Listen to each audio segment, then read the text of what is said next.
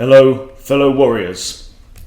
So yesterday we did a Chess Bootcamp live session, 2 hours long, all about attacking, sacking and cracking open your opponent's position. It was really good fun. We had about 10 of us on there.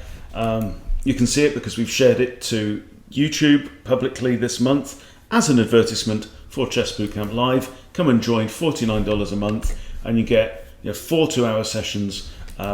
But more importantly, it's the social learning, the social aspect. We nearly stopped it because it hadn't grown, but everyone said, no, we can't stop it. So what we've done is we've reduced the number of sessions, but increased the length. Okay, so watch that because it's a whole load of fun, particularly the brilliant or blunder. I absolutely love that position. Anyway, cracking on. And then we have 2 games with Nelson where, we show him what it means to attack with a little bit of help from Craig. Now,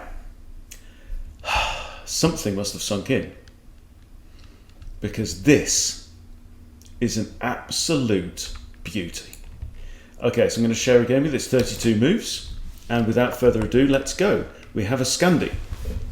Now, against the Scandi, I play the Blackmar and Blackmar Diemer Gambit, right? The normal Blackmar Gambit would continue with the immediate f3. Blackmar Diemer is slightly more accurate with knight c3. We have that move, and now I decide to bring out my bishop, and I'm thinking already maybe I'll, try and triangulate on that pawn. Obviously I can't bring my queen to f3. Opponent brings out knight, so I'm a pawn down still. And in true Blackmar Diemer fashion, we then continue with pawn to f3. He takes, I get capture with a knight. So we have 3 pieces developed versus 1. We have a pawn in the center versus nil, right? We are ready to castle, black is not. We also have 2 semi-open files. Now, e6 is pushed, thereby unleashing the DSB, but upsetting the LSB, fair enough. So I castle. Important to castle fairly early, I think, in this opening. You want to get that rook lined up against f7, the bishop's lined up against f7. We want to cause some trouble. Okay, they push another pawn. Out comes my bishop. Now, I really didn't know where to put this bishop. I thought that f4 was as harmless as anywhere. He might drop back to g3 at some point, but I wanted to get my queen off the back rank. I wanted probably to get my a rook to e1 and just line everything up against that poor bastard there. Okay, we have bishop e7. Note this pawn. Yeah, it may become a hook later on in the game. Okay, that's something that we looked at. Now, I'm eyeing up the fact that the light squares are potentially weak. I'm thinking that this diagonal is not as promising as it might have been, so it's time to put this bishop on a better square, where it may team up with the queen against the king side.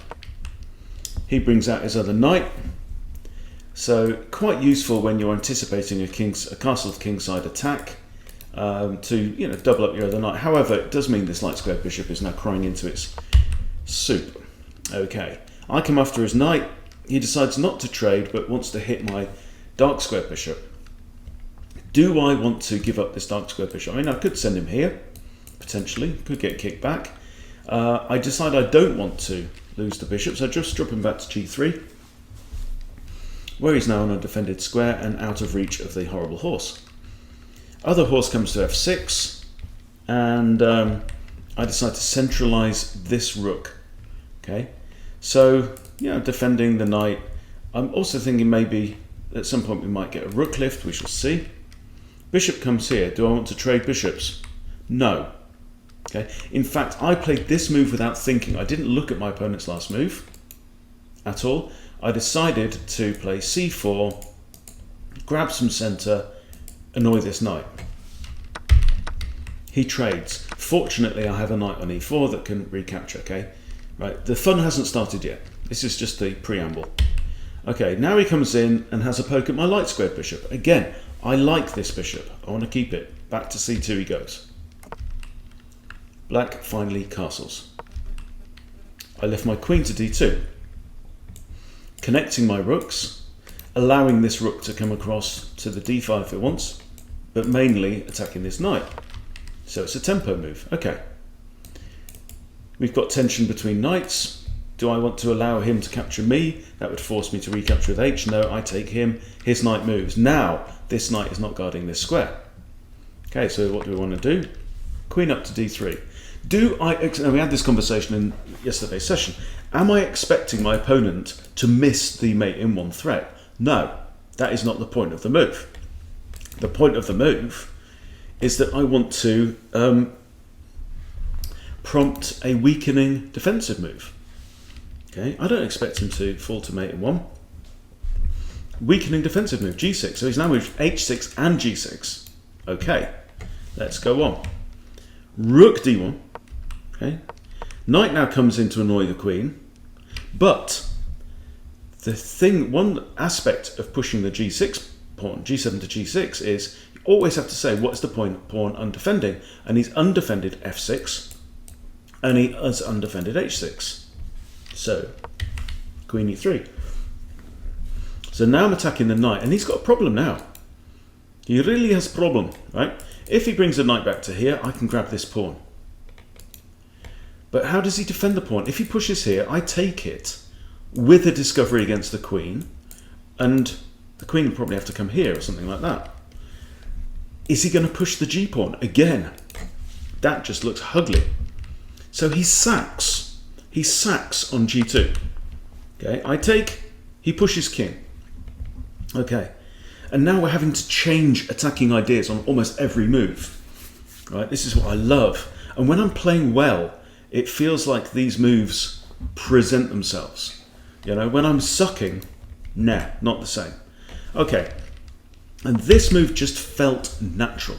Knight e5, stick it in the center of the board, looking at squares and pawns that are adjacent to the target. Okay, he comes out with queen. I now swing my knight back to hit his queen. This is a 5-minute blitz. And the queen returns to d8.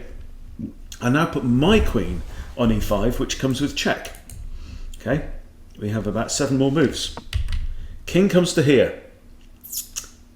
And my next idea is, well, let's apply pressure. Rook to e3, okay?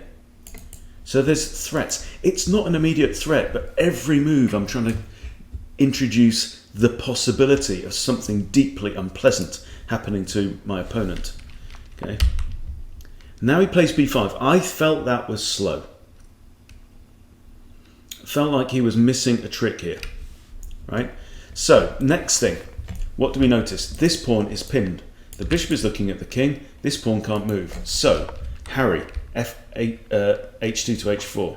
Now he is actually hanging here, interestingly enough. So queen could have just taken. But then, I guess, rook here. He's not hanging at all. Queen couldn't have taken it. It's defended by knight. Excuse me, Muppet moment. Everyone's allowed one a day. Yeah, and if you've seen my other previous video, you realise this isn't my only one. Now here, I'm noticing that the bishop is lined up with both knight and king. The knight is an important attacking piece. I should probably have pushed c5 here, actually. And that would have just put pay to any ideas of my opponent pushing c6 to c5, but I didn't. This move now, I spied this, okay, and I thought this is cool, because what we're doing now, okay, we've got a pinned pawn here, and we've got a pinned pawn here. So this pinned pawn on g6 can't take the queen because it's pinned, isn't it? Right? So, and what am I threatening?